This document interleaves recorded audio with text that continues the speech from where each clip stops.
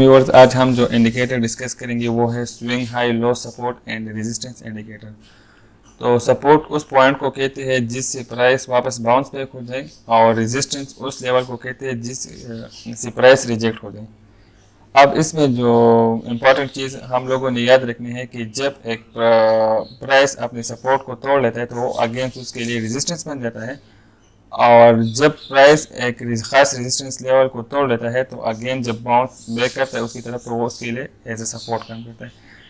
तो आइए live charts की तरफ, और पहले मैं आपको मैनुअली सपोर्ट और रेजिस्टेंस फाइंड करने की कोशिश करूंगा, और फिर उसके बाद मैं इंडिकेटर का नाम करूँगा ताकि आप लोगों को आइडिया हो जाए। तो अगर मैंने सबसे पहले इस 4 आवर टाइम फ्रेम के ऊपर ICP USDT का मतलब मैंने अगर सपोर्ट और रेजिस्टेंस लेवल फाइंड कर लेना है तो ये इसकी सपोर्ट है, और जो करंट 4 आवर टाइम फ्रेम के ऊपर जो इस चार्ट के ऊपर इसी रेजिस्टेंस पेश आ रही है तो वो है ये पॉइंट। मैं ज़्यादा हाई स्विंग्स नहीं, क्योंकि मैं कोशिश करूँगा कि कम मिनिमम जितनी ज़्यादा पॉइंट टच हो सकते तो मैं उन पॉइंट्स को सिर्फ ले रहा हूँ। अभी एक आवर रूम सपोर्ट इसी जो है इसी लेवल की इसके लिए रेजिस्टेंस थी, और एक आवर मुझे इसी पॉइंट के ऊपर नज़र आ रही है, और इसी पॉइंट के ऊपर। तो ये है मैनुअल कैलकुलेशन। तो अगर आप अभी दे सकते तो इस पॉइंट को जैसे ही ये टच करेगी तो ये इसके लिए एज अ रेजिस्टेंस काम कर रही है, और ये वाली पॉइंट अब इसके लिए एज अ सपोर्ट है। तो इससे प्राइस ने बाउंस बैक किया है और इससे प्राइस ने अभी रिजेक्ट किया है। तो खैर मैं इन लाइन को अभी डिलीट कर लेता, और अभी बिना किसी टाइम ज़ाया कि अगर आपने डायरेक्ट इंडिकेटर यूज़ करना है तो आपने सिंपल इधर इस इंडिकेटर टैब में टाइप कर लेना है swing high low support and resistance. तो पैटर्न स्मार्ट का ये वाला जो इंडिकेटर है सिंपली आपने इसके ऊपर क्लिक कर लेना है, और इसकी एक्यूरेसी बहुत ही कमाल की है। बिना किसी मेहनत की ये आपको बना बनाया सपोर्ट रेजिस्टेंस लेवल शो करेगी, और ये अपडेट होता रहता है मतलब ग्राफ के साथ। तो अभी आप देख सकते हैं कि इसकी एक्यूरेसी कितनी, इस पॉइंट को जैसे इसने तोड़ा ये इसका मतलब सपोर्ट था, और इसने अपने इस सपोर्ट को परफेक्टली टच किया और बाउंस बैक किया। सेम इसी तरह अगर आप इसी पॉइंट के ऊपर देखें, ये पॉइंट इसकी सपोर्ट लाइन थी और ये ब्रेक हुई। इस पॉइंट के ऊपर जैसे ही इसने अपने इस सपोर्ट को टच किया तो अगेंस्ट ये रेजिस्टेंस लेवल पहले से हमें शो हो रही होती है, तो इसको जैसे ही इसने टच किया तो वापस दोबारा अब इस सपोर्ट को इसने तोड़ा है, तो यहाँ पर इसकी अभी ये वाली जो सपोर्ट थी पहले, तो जैसे हमने की पॉइंट पे पढ़ा अब ये इसके लिए रेजिस्टेंस है। तो इस जैसे ही ये कैंडल इधर ऊपर क्लोज होगी तो तब हमें ये वाली रेजिस्टेंस फिर फेस करेंगे। तो फिर अगर ये पॉइंट रिटेस्ट हो जाए तो तब हम अपने एंट्री ले सकते हैं इस ग्राफ के अंदर। तो अभी मैं आप लोगों को एक और कैंडल दिखा देता हूँ, BNB का BNB USDT। तो BNB के ऊपर आप देख सकते हैं कि 4 आवर टाइम फ्रेम के हिसाब से जो सपोर्ट इसे मिल रही है वो है $295 के ऊपर, और जो रेजिस्टेंस अभी BNB को है वो है $324 के ऊपर। अभी अगर शार्टर टाइम फ्रेम के ऊपर मैं इसे चेक करना चाहता हूँ तो आप इसे किसी भी टाइम फ्रेम के ऊपर यूज़ कर सकते हैं। अगर आप स्कैल्पर है तो शार्टर टाइम फ्रेम के ऊपर भी आप इसका यूज़ कर सकते हैं। अभी जो $309 जो है, अगर 1 आवर टाइम फ्रेम के हिसाब से अगर आप इधर से ट्रेड लेते हैं तो आपने इस पॉइंट के ऊपर एग्जैक्ट लेकर है, लेकिन अगर आपने अपनी एक्यूरेसी बढ़ा लेनी है तो आप 308 के ऊपर भी अपनी ट्रेड क्लोज कर सकते हैं। तो ये तो था simply swing high low and support resistance indicator. ये तो एक बहुत ही बेसिक और सिंपल इंडिकेटर है, और ज़्यादातर ट्रेड लोग इसी के ऊपर ही करते हैं। तो अब आते हैं हम अपने नेक्स्ट इंडिकेटर की तरफ। इसका नाम है स्टोकेस्टिक इंडिकेटर। ये हमें ओवरबॉट और ओवरसोल्ड शो करता है। इसकी वैल्यू रेंज करती है 0 to 100, जिस तरह हमने RSI सीखा था तो सेम उसी तरह है, लेकिन इसकी वैल्यू की रेंज जो है 0 to 100 है, और हमने इसमें जिस तरह उसमें हम 30 और 70 की वैल्यू देख रहे होते तो इसमें हम 20 और 80 की वैल्यू को देखते हैं। तो 20 की जो वैल्यू है ये हमें ओवरसोल्ड शो करती है कि बहुत ज़्यादा सेलिंग हो चुकी है, और 80 का जो रीजन है ये हमें ओवरबॉट शो करता है تو اس کی بیسس کے اوپر ابھی ہم نے ڈیسیجن لینے. تو آئیے BNB چارٹ کی طرف ہم اپنا یہ انڈیکیٹر لگا لیتے ہیں. تو ادھر میں نے ٹائپ کر لینا ہے اسٹوکیسٹک. تو جیسے ہی میں اس انڈیکیٹر کو ٹرن آن کر لیتا ہوں تو یہ اس انڈیکیٹر کے اندر پھر دو خوبی ہے. یہ ایز اے MCAT بھی کام کرتا ہے اور ایز اے RSI. لیکن اس میں ہم نے ابھی جو چیزیں دیکھنی ہے وہ یہ ہیں. ایک یہ ہے 20 کا ریجن اور ایک ہے 80 کا ریجن. تو 20 کی ریجن کے اوپر اس پوائنٹ کے اوپر ایک منٹ یہاں اوور سیلنگ جو ہے مطلب شو ہو چکی ہے. تو اگر اس پوائنٹ کے اوپر ہم لوگ انٹری لیتے میں مارک کرتا اس لیے اس پوائنٹ کے اوپر اگر ہم لوگ انٹری لیتے تو یہاں ہمیں اچھا خاصا پروفٹ دیکھنے کو ملتا. تو اب آتے ہیں اس کی ایک اور. اب جیسے ہی اس نے 80 کو اباؤ جو کریس کیا ہے آپ یہاں کے اوپر دیکھ سکتے ہیں. میرے خیال میں یہ 100 شو ہے. تو 80 سے یہ اباؤ ہے. تو اگر آپ یہاں پر اپنی ٹریڈ کلوز کرتے تو پھر ایک ڈاؤن ٹرینڈ آیا ہے. اور جیسے ہی ڈاؤن ٹرینڈ آیا ہے یہاں پر اگین اس نے شو کیا کہ اوور سیلنگ ہو چکی ہے اور دوبارہ ایک اپ ٹرینڈ آیا ہے. اب اس کے ساتھ ساتھ اس کی اندر دو لائنز ہمیں نظر دے گی جس طرح MCAT کے اندر ہوتی ہے. تو اسی طرح جیسے ہی یہ بلو لائن اس اورنج لائن کو کراس کر لیتی ہے تو ہم انٹری لے سکتے ہیں اس پوائنٹ کے اوپر. اگر آپ لوگ دیکھ رہے ہیں میں اس کو 4 ہاور ٹائم فریم کے اوپر کروں تاکہ ہماری ایکوریسی اور بھی بڑھ سکے.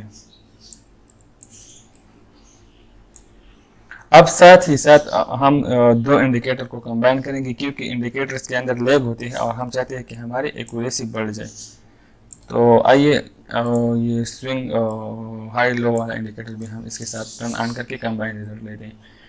تو ابھی جو BNB کا کین ہے اس پوائنٹ کے اوپر اگر میں نے ڈیسیجن لینی ہے کہ آیا میں نے ٹریڈ میں انٹری لینی ہے یا نہیں لینی یا پوزیشن لانگ کرنی ہے شارٹ کرنی ہے تو انڈیکیٹر کے حساب سے جو ہم اوور جو شارٹ ایریا اس سے تھوڑا اباؤ ہے اور جو MACD کی لائن ہے یہ ہمیں شو کر رہی ہے. ساری جو اسٹوکیسٹک انڈیکیٹر کی line same as MACD indicator کی طرح دو لائن ہمیں شو کرتی ہے. تو یہ ہمیں بائنگ سگنل ادھر سے پرووائڈ کر رہی ہے.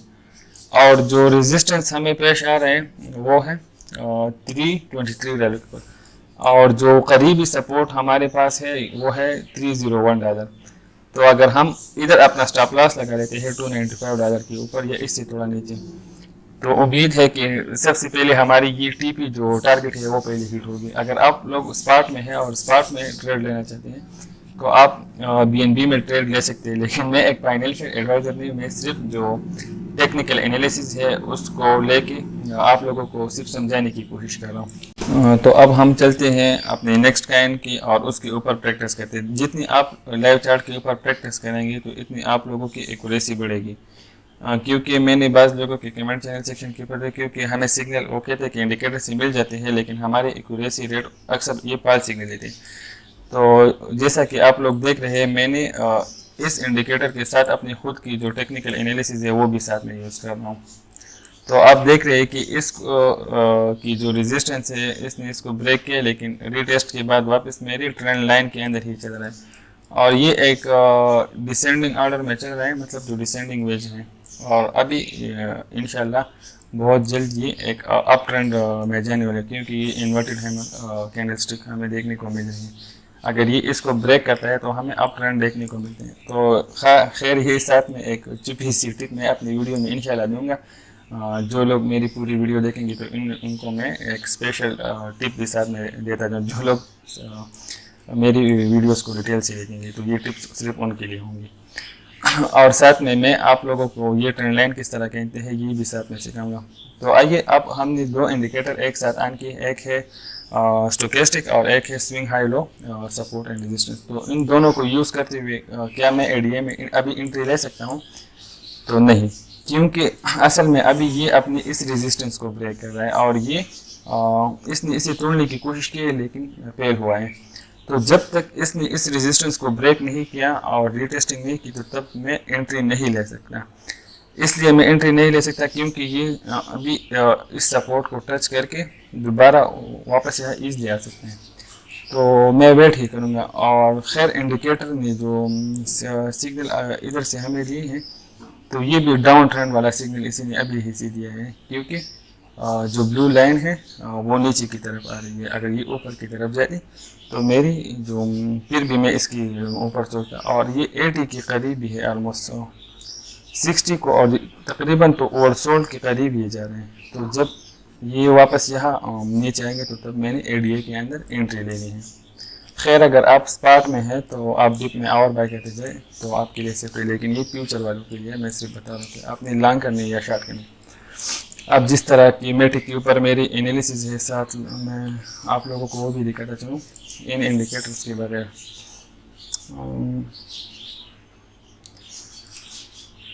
ان انڈیکیٹرز کو میں ٹرن آف کروں تاکہ آپ لوگوں کو میری انالیسز کا صرف اندازہ ہو جائے, ٹیکنیکل انالیسز کا.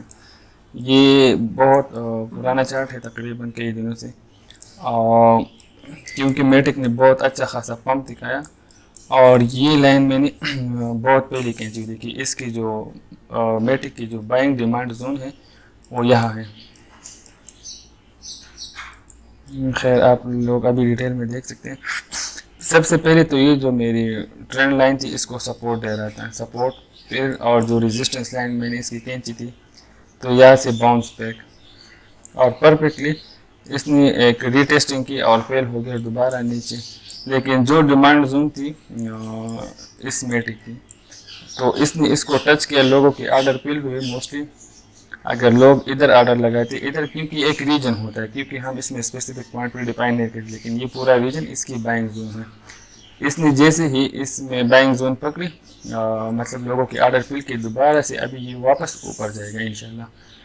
تو خیر تب تک تو یہ اتنا جا سکتا ہے, لیکن جیسے ہی اس کو یہ بریک کرے گا تو ایک تھمب رول ہے, یہ جو ایڈوانس انالیسز ہے انشاءاللہ میں آپ لوگوں کو یہ سکھاؤں گا. تو اس کی جو لینتھ ہوتی ہے